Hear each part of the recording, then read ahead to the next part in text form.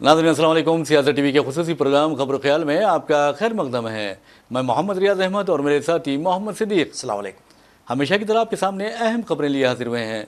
नाज़रीन, जैसा कि आप जानते हैं कि हम जो खबरें आपके सामने पेश करते हैं वो कल के अखबारात की सुर्खियाँ बनती हैं। न सिर्फ सुर्खियाँ बनती हैं बल्कि उन खबरों को इलेक्ट्रॉनिक मीडिया गैर मामूली अंदाज में नश्र करता है। इसी तरह सोशल मीडिया पर ये खबरें वायरल होती हैं। बहरहाल नाज़रीन, जहाँ तक खबरों का सवाल है, आप अच्छी तरह जानते हैं कि इसराइल अपनी दरिंदगी का सिलसिला जारी रखे हुए है, फ़लस्तीनियों का कत्लेआम कर रहा है और दूसरी तरफ बैरूत को भी तबाह करने पर वो तुला हुआ है, बमबारी मुसलसिल करता जा रहा है, फ़ज़ाई हमलों का निशाना बना रहा है। और अब वो वहाँ से खबर आई है और ख़ास तौर पर इसराइली यानी डिफेंस फोर्स यानी इसराइली फौजियों के हवाले से खबर आई है और उन लोगों ने इस इम्कान का इजहार किया है या खदशा जाहिर किया है या उम्मीद जताई है कि हमास के सरबराह यहिया सिंवार शहीद हो गए हैं, लेकिन आज़ाद तौर पर उसकी कोई यानी तौसीक नहीं हो सकी। और आपको बता दें कि इस तरह की खबरें सिंवार के बारे में पहले भी कई मरतबा मंजरेआम पर आ चुकी हैं और बार बार खबरों में कहा गया था कि इसराइल ने सिंवार को शहीद कर दिया है।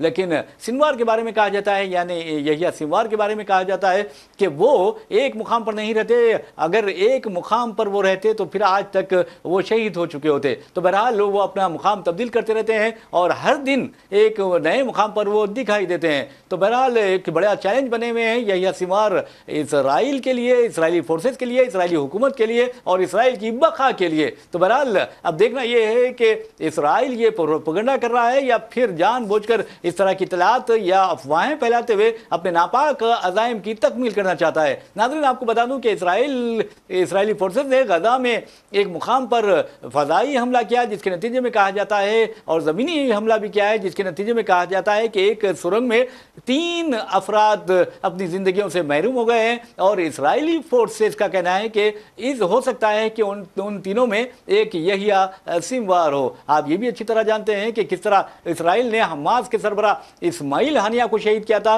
उन्हें ही शहीद नहीं किया था बल्कि आपने देखा कि उनका तो ईरान में कत्ल किया गया, लेकिन गजा में उनके कम से कम 60 अरकान ख़ानदान को शहीद किया था इसराइल ने। लेकिन प्यारे नबी सल्लल्लाहु अलैहि वसल्लम की हदीस मुबारक है, आपको बता दूं कि जो हकीकी कामयाबी है वही शहादत है। तो बहरहाल फ़लस्तीनी अब शहादत से नहीं डरते, अपनी जानों का नजराना बारगाह रब्बुल इज़्ज़त में पेश करते जा रहे हैं और बड़ी खुशी के साथ बड़े जश्न मना रहे हैं कि हमने या हमारे बेटे ने और हमारी औलाद ने अल्लाह की राह में अपनी जानों का नजराना पेश कर दिया है। तो बहरहाल बैतुल मक़दस की लड़ाई हो या अपने मुल्क की लड़ाई हो, उसमें अगर कोई जानों का नजराना पेश करता है तो यकीनन वो शहीद है। तो चलते हैं सिद्दीक साहब से पूछते हैं कि इसराइली फोर्सेस प्रोपेगेंडा बहुत करती हैं, अफवाहें बहुत ज़्यादा फैलाती हैं और वो झूठ यानी उनका बार बार मंजरेआम पर आता है। ये उनकी पुरानी टैक्टिस है रियाज साहब, देखा जाए तो।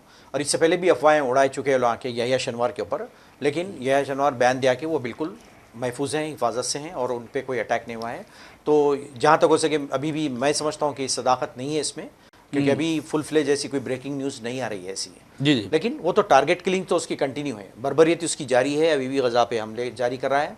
और ख़ुद उसके ऊपर भी जो मिसाइल्स हमले हो रहे हैं बेरूत की तरफ से, वहाँ से उसमें भी उसकी काफ़ी कैजुअलिटीज़ हो रही हैं। उसको जो है ना वो मीडिया में नहीं लाते हैं जो है ना। अच्छा। और अब तो ईरान यमन पे भी जो है ना अमेरिका डायरेक्टली जो है ना B-52 बॉम्बर्स के जरिए से हमला कर रहा है यूहूतीस के ऊपर जो है ना। जी। इन्हें डायरेक्टली अमेरिका जो है ना इन्वॉल्व हो गया है इसमें जो है ना। जी। तो इन्हें गैर इंसानियत और बर्बरियत इतनी जारी है कि ये लोग यानी अमेरिका मिलके भी दोनों मिलके लोग जो है ना अटैक कर रहे हैं हिस्सों पे। जी। तो इससे इन्हें कुछ होने वाला नहीं है, ये बराबर तहरीक जारी रहेगी। इतना होने के बावजूद यकीन नहीं करेंगे, आज भी जो है ना मिसाइल्स जो है ना गिरे इसराइल पे जाके जो है ना हमास की तरफ से, आज भी जो है ना वो लोग मिसाइल्स को रोके हैं। तो मतलब है कि ये जंग कामयाब होने वाली नहीं है, उनको कामयाबी मिलने वाली नहीं है। वो लोग सोच रहे हैं कि शायद कामयाबी मिल जाएगी, इसका कोई नतीजा बरामद होने वाला नहीं है। लेकिन शहादतें बढ़ते जा रही हैं क्योंकि अमेरिका की अंधाधुंध सपोर्ट है, उसको ब्लाइंड सपोर्ट है। तो कुछ भी कोई रोकने वाला नहीं है, ना कोई एजेंसी है जो उसको रोकथाम करे इसके लिए जाना। जी। میرے خیال سے. بہرحال ناظرین آپ کو بتا دوں کہ 57 ممالک ہے اسلامک اور عرب ممالک، لیکن وہ بھی کچھ نہیں کر پاتے. کتنی بے بسی ہے، کتنی مجبوری ہے، کتنی آپ دیکھیں گے کہ کتنے کمزور ہیں کہ ہم کسی کی مدد نہیں کر سکتے. بہرحال ایک مظلوم قوم ہے جو اسرائیل کا مقابلہ کر رہی ہے، اور آپ اندازہ کر سکتے ہیں کہ کس طرح وہ حقیقی کامیابی حاصل کر رہے ہیں اور یعنی شہادت کے درجے پر فائز ہوتے جا رہے ہیں، جن میں ایک دن کا لڑکا بھی شامل ہے، حاملہ خواتین بھی شامل ہے، یہاں تک کہ آپ دیکھیں گے کہ وہ لوگ بھی شامل ہیں جن کی عمر 80 سال سے زائد ہے. بالکل کئی لوگ شامل ہیں اس میں. خاص طور پہ یہ لوگ بچوں کو، خواتین کو ٹارگٹ زیادہ نشانہ بنائے ہیں. پتہ نہیں ان کا کیا مقصد ہے، جنریشن کو ختم کر دینا، یہ لوگ کیا چاہتے ہیں پتہ نہیں. لیکن وہیں پہ جو ہے نا بس نئی پیدائش ہوتی جا رہی ہے، برابر سے ریپلیسمنٹ ہوتے جا رہا ہے. پتہ نہیں لوگ کیوں اتنے خوف زدہ ہے فلسطینیوں سے، پتہ نہیں لوگ. اور آپ دیکھیں گے کہ اسرائیل کا خوف، آپ نے دیکھا کہ لاکھ ٹیکنالوجی اس کے پاس، ہتھیار ہے، امریکہ اس کی مسلسل مدد کر رہا ہے. یہاں تک کہ امریکی جو اتحادی ہے، خاص طور پر جرمنی، آپ کو بتا دوں کہ جرمن چانسلر نے واضح طور پر کہا ہے کہ ہم اسرائیل کو ہتھیار دیتے رہیں گے. جبکہ آپ دیکھیں گے کہ اب کئی اسلامی ممالک نے کہنا شروع کر دیا ہے کہ امریکہ کا کیا حق ہے کہ وہ اسرائیل کو ہتھیار دے، کیونکہ اسرائیل فلسطینیوں کا قتل عام کر رہا ہے. یہاں تک کہ آپ دیکھیں گے کہ لبنان میں اس نے قتل عام کا ایک سلسلہ شروع کر دیا ہے، اور شام میں نشانہ بنا رہا ہے. حد تو یہ ہے کہ ہوتیوں کو نشانہ بنایا جا رہا ہے. تو آپ ملک سارے دنیا میں امن قائم کرنے کے بجائے بے چینی پیدا کرنے کا باعث بن رہے ہیں، اور معصوم بچوں کو تم نہیں بخشتے. تو اس کا مطلب یہ ہوا کہ تمہارے میں انسانیت اب باقی نہیں رہی ہے. ویسے بھی ناظرین آپ کو بتا دوں کہ امریکہ میں جو ڈیفنس ایگزیبیشن چل رہی تھی، حال ہی میں ایک ویڈیو وائرل ہوا ہے، اور جس میں آپ کو بتا دوں کہ اسرائیل کے جو اسٹالز ہے وہاں پر ایک شخص جاتا ہے، وہ مسلمان نہیں ہے، لیکن وہ سوال کرتا ہے اسرائیلی یعنی جو اسٹالز ہے، اسٹالز کے جو نمائندے ہیں، وہاں کے ریپریزنٹیٹیوز ہیں، یہودی ریپریزنٹیٹیوز، ان سے سوال کرتا ہے کہ کیا آپ کے پاس چھوٹے بچوں کو قتل کرنے کا ٹیکنالوجی ہے؟ کیا آپ کے پاس معصوم بچوں کے قتل عام کی کوئی ٹیکنالوجی ہے، کوئی ہتھیار ہے، کوئی آلہ ہے جو معصوم بچوں کو قتل کیا جا سکتا ہے؟ تو آپ اندازہ کیجئے کہ یہ جو اسرائیلی ہے وہ شرمندہ ہونے کے بجائے مسکراتے ہیں، ہنستے ہیں، اس کا مذاق اڑانے کی کوشش کرتے ہیں، لیکن وہ اچھی طرح جانتے ہیں کہ ان کا ضمیر کیا کہہ رہا ہے. اگر ان کا ضمیر زندہ ہے تو وہ ضرور سوچیں گے کہ اسرائیل کی جو درندگی ہے اسے ایک شخص نے عالمی سطح پر، عالمی پلیٹ فارم پر یعنی بالکل ننگا کر کے رکھ دیا ہے. ساری عوام اگینسٹ ہے. آپ یقین نہیں کر رہے، امریکہ میں بھی دیکھیے آپ، انہیں مسلمس کو چھوڑ کے بھی سارے لوگ اگینسٹ جا رہے ہیں. صرف حکومتیں سرپرست بنی ہوئی ہے اسرائیل کی. ساری یورپین کنٹریز کا وہی حال ہے، جتنے دیکھیں گے آپ وہی حال ہے. لیکن عوام روڈوں پہ نکل آئے. آپ کو میڈیا میں نہیں بتایا جاتا ہے کہ ملینز کے لوگ جو ہے نا مارچ کر رہے ہیں اگینسٹ میں، جو ہے نا یہ بربری ظلم کے خلاف آواز اٹھا رہے ہیں. عام عوام جو ہیں، یعنی جس میں ہر مذہب کے لوگ شامل ہیں، لیکن اس کو کوئی ہائی لائٹ نہیں کرتا جانا اس کو. تو یہ بہت بڑا جو ہے نا المیہ ٹریجڈی ہے ہمارے لیے کہ اتنی ایجنسیز ہونے کے باوجود بھی جو ہے نا ان کو کوئی بتا نہیں پا رہا ہے کہ ایکچولی عوام کتنا غیظ و غضب ہے، عوام کتنا غصہ پایا جاتا ہے. ایون امریکہ میں خود لے لیجئے، کئی اسٹوڈنٹس کو لے لیجئے، کئی یونیورسٹیز کے اسٹوڈنٹ جو ہے نا اتنا احتجاج کر رہے ہیں، لیکن اس کا کچھ بھی اثر نہ میڈیا میں بتایا جاتا نہ ہونے والا ہے. بہرحال ناظرین ہندوستان کی طرف چلتے ہیں. وہاں پر جو بریکنگ نیوز ہے آپ کو بتا دیں کہ ہندوستان میں فلم اسٹار سلمان خان کی زندگی کو جو خطرات لاحق ہیں اس بارے میں خبر آئی ہے کہ کم از کم کئی ایسے یعنی کم از کم 8 یا 10 مقامات ایسے ہیں جہاں پر سلمان خان کے جو قتل کرنے کا منصوبہ بنا رہے ہیں سلمان خان کو، وہ پناہ لیے ہوئے ہیں. اور اس سلسلے میں ممبئی پولیس یعنی نوی ممبئی پولیس کی جو تحقیقات سے حقائق سامنے آئے ہیں وہ لرزہ دینے والے ہیں. اور یہ کہا جاتا ہے کہ سلمان خان کے قتل کے لیے سپاری دی گئی ہے 25 لاکھ روپے کی، اور جو ہتھیار فراہم کیے جانے والے تھے وہ پاکستان سے آنے والے تھے. تو بہرحال عین وقت پر یہ سازش کو ناکام بنا دیا گیا، اور لیکن اس کے باوجود بھی کہا جا رہا ہے نوی ممبئی پولیس نے واضح طور پر اپنے تحقیقات میں انکشاف کیا ہے کہ اب بھی آپ اندازہ کر سکتے ہیں پونا ہے، رائے گڑھ اور نوی ممبئی تھانہ اور گجرات میں کم از کم 60 سے 70 کم عمر نوجوان چھپے ہوئے ہیں، اور وہ سلمان خان کے قتل کے لیے تیار ہیں. یعنی انہیں سپاری دی گئی ہے، ان کو یہ کام تفویض کیا گیا ہے کہ وہ سلمان خان کا خاتمہ کرے، اور انہیں پاکستان سے منگوائے جانے والے یا منگوائے گئے ہتھیار فراہم کیے جائیں گے سلمان خان کے قتل کے لیے. اور ان ہتھیاروں میں AK-47 سے لے کر M16 اور AK-92 بھی شامل ہے. اور یہ بھی کہا جا رہا ہے کہ یہ کام لارنس بشنوئی گروپ کا ہے، اور جس نے یہ سازش تیار کی ہے، جس نے یہ منصوبہ تیار کیا ہے، اور اس منصوبے پر کو अमली जामा पहनाने के लिए अब भी आपको अंदाजा कीजिए कि मुंबई में 60 से 70 नौजवानों को रिक्रूट किया गया है, यानी भर्ती किया गया है, और वो मुसलसल, यानी आप अंदाजा कीजिए कि 24 अप्रैल 2024 से नवी मुंबई पुलिस के मुताबिक ये लोग सलमान खान की हरकत, यानी हर हरकत पर नज़र रखे हुए हैं और देख रहे हैं कि सलमान खान कहाँ जाते हैं, कहाँ से आते हैं और इनके औकात क्या है, यानी आने जाने के, और वो कौन सी गाड़ी इस्तेमाल करते हैं, उनके साथ कौन होते हैं और उनकी सिक्योरिटी का क्या हाल है, ये सिर्फ ये लोग देख रहे हैं। और ये भी कहा जा रहा है कि सलमान खान को पानवेल फार्म हाउस, महाराष्ट्र में जो पानवेल फार्म हाउस है सलमान खान का, वहाँ कत्ल करने का यानी वो मुकाम पसंद किया गया है, उस मुकाम का इंतखाब किया गया, लेकिन अल्लाह जिसे रखे उसे कौन चके। सलमान खान अब तक बच गए हैं, लेकिन आगे क्या वो बच पाएंगे, ये सवाल करेंगे हम सिद्दीक साहब से। साहब, बड़ी अफसोसनाक बात है कि एक मामूली एक रॉडी शीटर अंदर बैठा है जेल में, वहाँ से ये ऑर्डर्स इशू कर रहा है जाना, और ये सिक्योरिटी जो है ना यहाँ पर इन्हें क्या मतलब है, समझ से बाहर है कि Y+Z+ सिक्योरिटी सुबह रखी जाती है, लेकिन उसके बावजूद भी जो है ना ये लोग हरकत कर रहे हैं। तो इससे साफ जाहिर होता है कि इनको किसी ना किसी की पुष्टपनाही हासिल है, यानी बड़े लोगों की, क्योंकि जेल में बैठ के इतनी बड़ी साजिश करना, ये कोई आम कोई रॉडी शीटर या किसी की जो है ना उतनी हिम्मत नहीं होती जब तक कि किसी ना किसी सियासी पुष्टपनाही उसको हासिल हो। जी जी, आप किधर गई सिक्योरिटी, किधर गई इंटेलिजेंस, किधर गई, क्या हो रही, इतने सारी चीज़ें चल रही हैं तो आपको पता ही नहीं है। अजी भाई, आप इंटेलिजेंस की बात कर रहे हैं, सिक्योरिटी की बात कर रहे हैं, निफाज कानून की एजेंसियों की बात कर रहे हैं। आपको अंदाज़ा कीजिए कि किस तरह हिंदुस्तान का जो कानून है, हमारे मुल्क का कानून है, किस तरह कमज़ोर करने की उससे कोशिश की जा रही है। अब अंदाज़ा कीजिए कि कर्नाटक हाईकोर्ट का एक जज है और आपको वो रिमार्क्स पास करता है, और जिस अंदाज में वो रिमार्क्स पास करता है, कहता है कि अगर मस्जिद में कोई रहे जय श्री राम का नारा लगाता है तो ये जुर्म नहीं है, इससे किसी के जज्बात मजरू नहीं होते। तो पता आप लगाइए कि अगर उस जज के घर में जाकर कोई सर फिरा अगर कोई अजान दे दे तो क्या वो बर्दाश्त करेगा? ये बिल्कुल, या उसी तरीके से कोई मंदिर में जाकर कोई अजान दे दे तो कोई बुरी बात नहीं है, बुरी बात है, तो इतनी हम सब बुरी बात समझते हैं। तो बताइए कितनी बेहुदा किस्म की बातें लोग कर रहे हैं, जज है उसकी जिम्मेदार होते हुए उसकी किस्म की बातें कर रहा हो जाना। अरे यकीन मानिए कि मंदिर हो या मस्जिद हो, गिरजाघर हो या गुरुद्वारा हो, हर किसी का एहतराम करना चाहिए। एक अच्छा इंसान वो होता है जो हर मजहब का एहतराम करता है और कभी उसके दिल में इंतकामी जो जज्बा है वो नहीं होता। और चाहे वो मंदिर हो, चाहे गुरुद्वारा हो, चाहे चर्च हो, चाहे मस्जिद हो, सबका वो एहतराम करता है। कभी कहता है मुस्लिम एरिया को पाकिस्तानी एरिया, कोई जज कह देता है जी जी पाकिस्तानी एरिया, पाकिस्तान से ताबीर करता है। तो इनको कोई बागडोर देने वाला नहीं है, लगाम थामने वाला नहीं है, जो चाहे लोग बात कर रहे हैं। अरे ये जजेस को हो क्या गया है, मैं समझता हूँ इस कदर फिरका परस्ती का मुजाहरा करना ये बहुत बुरी बात है। मैं समझता हूँ कि इनके खिलाफ सुप्रीम कोर्ट को आज खुद नोटिस लेना चाहिए, सुमोटो एक्शन लेना चाहिए। जी बिल्कुल करना चाहिए, लेकिन अमल नहीं हो रहा है।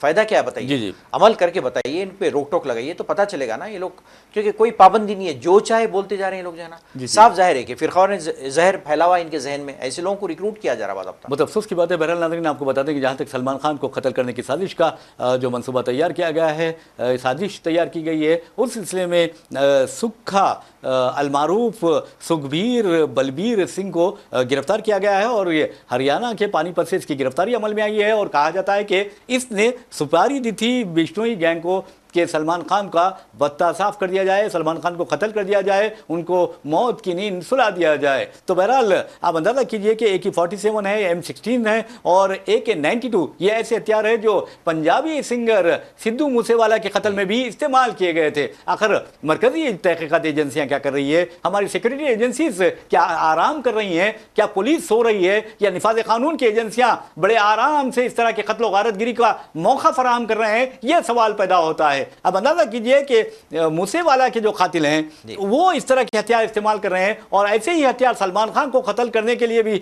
इस्तेमाल किए जाने वाले थे। ये अच्छा हुआ कि ठीक है, नवी मुंबई पुलिस ने इस गैंग को गिरफ्तार भी किया है। कम से कम 5 अफराद की गिरफ्तारी भी अमल में आई है। बाद में कहा गया कि मजीद 2 अफराद की गिरफ्तारी अमल में आई है और तहकीकात पर पता चला कि बिश्नोई और संपत नेहरा की टोलियों ने सलमान खान पर नजर रखने के लिए 60 से 70 अरकान को सिर्फ वहां उनके घर की तरफ और उनके फार्म हाउस की तरफ तैनात किया है। अब अंदाजा लगाइए कि एक पैरेलल जो है ना इनकी बाज़ाब्ता हुकूमत चल रही है, फिर कानून की क्या है, फिर कानून किधर गया? फिर ये बताइए आप, लॉ एंड ऑर्डर किधर गया?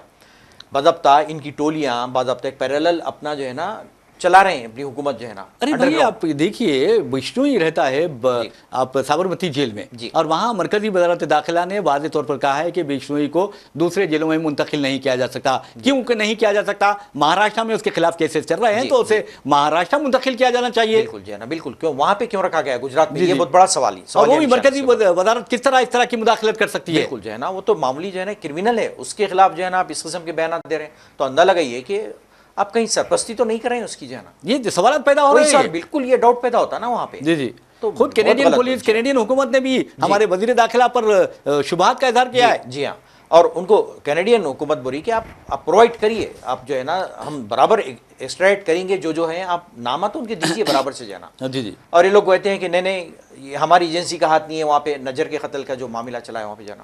کتنی افسوس کی بات ہے. اب آپ اندازہ کیجئے کہ ایک فلم سٹار ہے, ایک سپر سٹار ہے, اور ساری دنیا میں ان کے چاہنے والے ہیں سلمان خان کے, اور ان کو قتل کرنے کا جو منصوبہ بنایا جا رہا ہے. اس سلسلے میں کہا جا رہا ہے کہ جن لوگوں کو گرفتار کیا گیا ہے ان میں اجے کیشف المعروف AK وہ شامل ہے. اس کے علاوہ گورو بھاٹیا اور واپسی خان عرف وسیم چکنا, رضوان خان عرف جاوید اور ہوا سنگھ عرف جان بھی شامل ہے. ان تمام کو گرفتار کر لیا گیا ہے. اور 58 سالہ سلمان خان کے بارے میں کہا جاتا ہے کہ وہ بہت محتاط ہو گئے ہیں بابا صدیقی کے قتل کے بعد, اور بابا صدیقی کے قتل کی وجہ بشنوئی گروپ کو بتایا جا رہا ہے, ذمہ دار بشنوئی گروپ کو بتایا جا رہا ہے. لیکن اس سلسلے میں کئی سازشی تھیوریز جو ہیں وہ منظر عام پر آ رہے ہیں. صاحب جب اٹیک ہوتا ہے تو ایک پولیس والا ساتھ رہتا ہے, پھر آپ کہتے ہیں کہ Y+ سیکورٹی دی گئی ان کو. جی جی, تو بتائیے کہ جی ہاں تو بعد میں دی, لیکن آپ جب معلوم ہے کہ وہ تھریٹ لسٹ جب آ چکی تھریٹس جو ہے نا, تو پھر سیکورٹی کیوں فراہم نہیں کی گئی ان کو جو ہے نا, یہ سوال پیدا ہوتا ہے نا.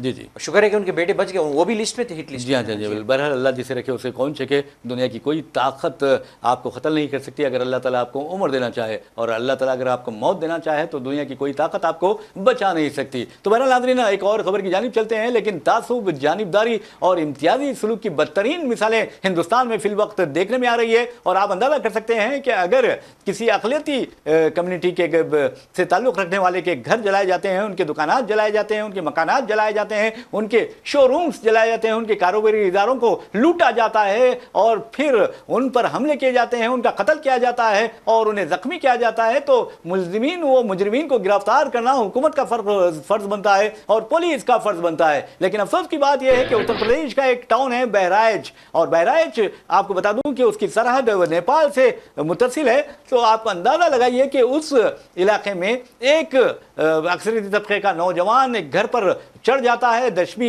یعنی دسہرے کے موقع پر جلوس کے دوران, اور ایک مذہبی پرچم کو اکھاڑ پھینکتا ہے. اس کے بعد گولی چلتی ہے اور گولی اس کے سر میں بے بس ہو جاتی ہے اور وہ وہیں پر ہلاک ہو جاتا ہے, اور وہیں پر آپ دیکھیں گے کہ ڈھیر ہو جاتا ہے. اس کے بعد جس انداز میں مسلمانوں کے املاک کو نشانہ بنایا گیا, اقلیتوں کے املاک کو نشانہ بنایا گیا, وہ وہاں اور پولیس کی موجودگی میں آپ دیکھیں گے کہ ہتھیاروں سے لیس لوگ یعنی اشتعال انگیز نعرے لگا رہے تھے, لیکن ان کی گرفتاری عمل میں نہیں آتی, اور گرفتاری عمل میں آتی ہے تو بیچارے مسلمانوں کی. اور آپ اندازہ کیجئے کہ اب تو یہ کہا گیا ہے کہ 5